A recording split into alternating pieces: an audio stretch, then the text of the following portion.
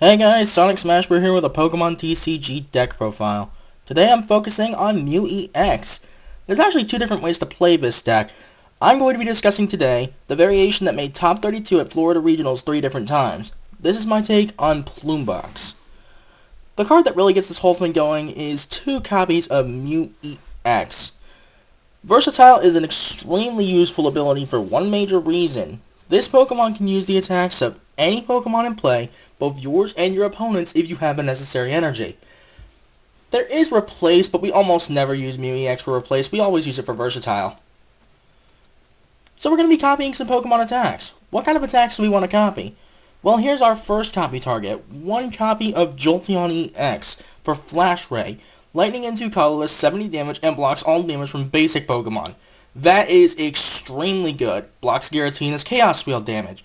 It blocks most EXs that aren't Megas. For instance, something like Kingdra or Jolteon and Glaceon themselves. Espeon it doesn't block because Side Shock blows through everything.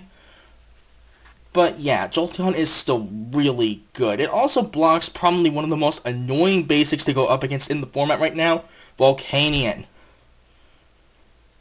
We also have Glaceon EX for Crystal Ray, Water into colorless, 70 damage, and this blocks damage from evolution Pokemon.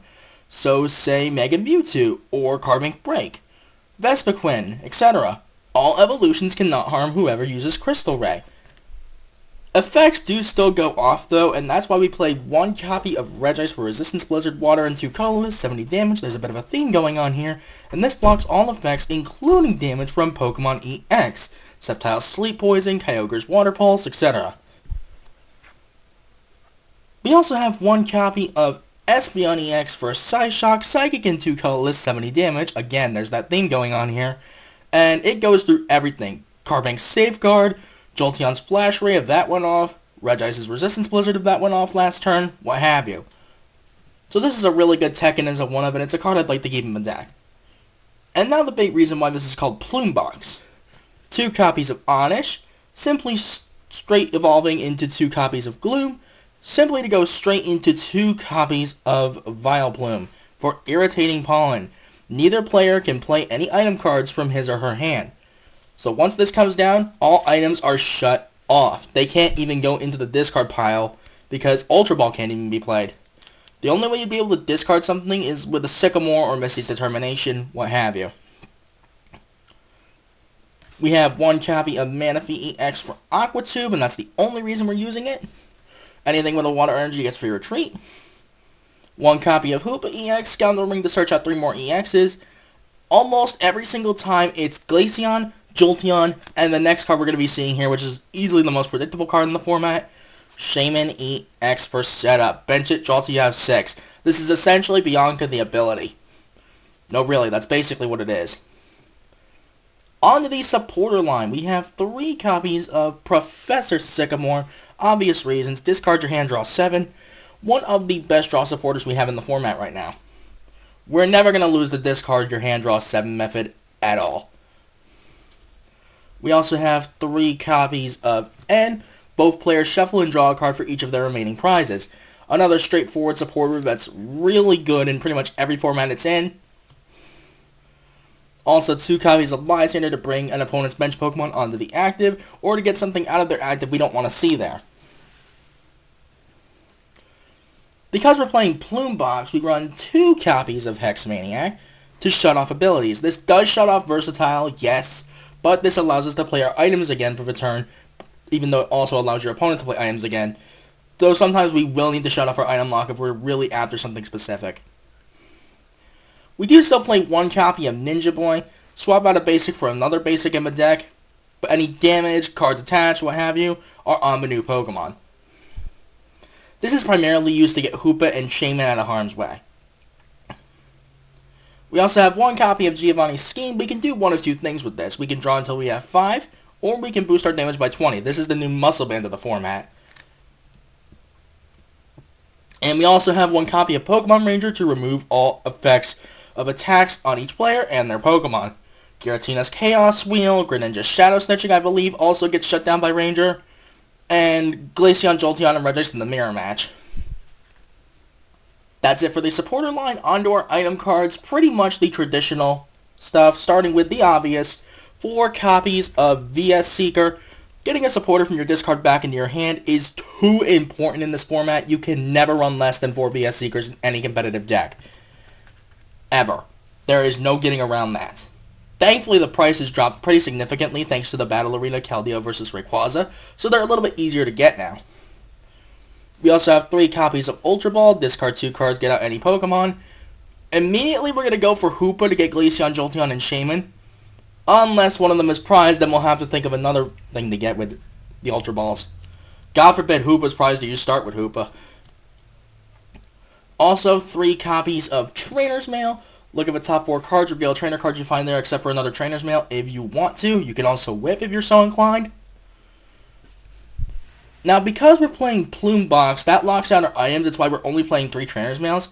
It's also why we're only playing 2 copies of Crushing Hammer. Flip a coin. If heads, discard an energy attached to any Pokemon of your opponents. I actually was able to win a game against Gyarados with Mega Ray Raichu thanks to Crushing Hammers knocking out their DCEs every once in a while. It was glorious. Also, 2 copies of Fighting Fury Belt. The basic Pokemon this is attached to gets 40 more HP and its attacks do 10 more damage before applying weakness and resistance. This is always going on Mew. No exceptions. Again, we only play 2 because of Vileplume's item lock. 2 copies of Floatstone are alternative to getting out of the active if Manaphy is not on the field. Or, God forbid, it's in the prizes or in the discard. But yeah, Floatstone is definitely a good alternative. Even though we do play Item Lock, I would at least like to keep a Floatstone or 2 in this deck. We also play for recovery cards, 1 copy of Super Rod, obvious reasons, shuffling 3 Pokemon and basic energies back into the deck. We're mostly shuffling Pokemon back in though. And 1 copy of Special Charge, because as you're going to find out, this deck runs a total of 8 special energies. So losing those can really hurt, and Special Charge fixes that problem. Shuffling 2 special energies back into the deck. For our stadium choice, we have 2 copies of Forest of Giant Plants to evolve our grass Pokemon faster, and we have 2 copies of Parallel City. Yes, these are the stamped Parallel Cities from City Championships, as you can see right there. You can play this in one of 2 ways. If the blue side is facing you, you can only have 3 Pokemon on your bench. If the red side is facing you, the damage of your fire, water, and grass Pokemon are weakened by 20. And it is either before or after applying weakness. I think it's before. But we always want the blue side to face our opponent for one major reason. We're going to be attacking with Mew the entire time anyway. And now it's on to the energy count. We have 1 basic water energy and 1 basic lightning energy just to add that little bit of extra consistency. This is the Evolutions Reverse Hollow artwork. I love this artwork. We also have 4 copies of Rainbow Energy. This card can function as any of the 10 types of energy, which is colorless, fire, water, lightning, fighting, grass, psychic, darkness, fairy, and metal. But when attacking, it only provides 1 energy of 1 type at 1 time. So say you have a Rainbow Energy, it can't function for, say, Ho-Oh EX's Elemental Feather. It can only function for 1 energy at 1 time. So say 1 Rainbow Energy, it has to function as any one of the 10 types only for that 1 attack. Like Crystal Rate would have to function as water, Flash Rate would have to function as lightning, what have you. Once you attach this though, you do take 10 damage, but it really doesn't make a difference on 160 or 120. Can make a difference on 170, but usually it doesn't. And we also have 4 copies of Double Colorless Energy. Again, Evolutions artwork, one of them being Reverse Hollow. Again, love this artwork.